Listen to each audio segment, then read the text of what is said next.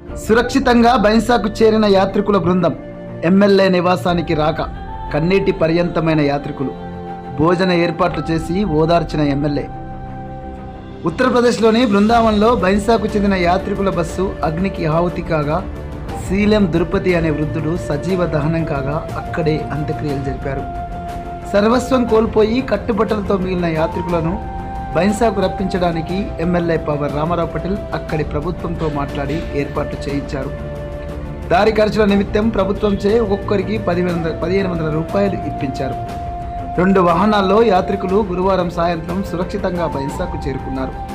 బైన్సాలో MLA నివాసానికి యాత్రికులు వచ్చి ఒక్కసారిగా కన్నీటి పర్యంతమయ్యారు.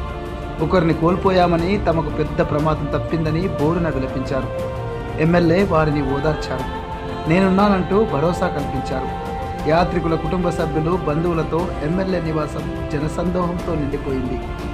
సీలెం దురుపతి భార్య ఎల్లవ్వ తన భర్తను కోల్పోయి కన్నీరు పెట్టడంతో ప్రతి ఒక్కరి హృదయం ద్రవించింది.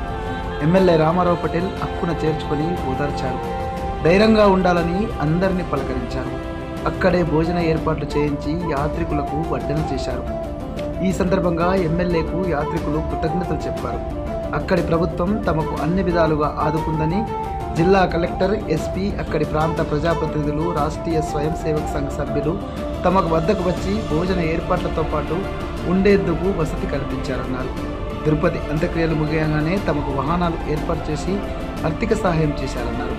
ప్రమాదం నుంచి గట్టెక్కామని, ఒకవేళ బస్సులో అందరూ ఉంటే తమ ప్రాణాలు పోయేవని యాత్రికులు కన్నీటి పర్యంతమయ్యారు.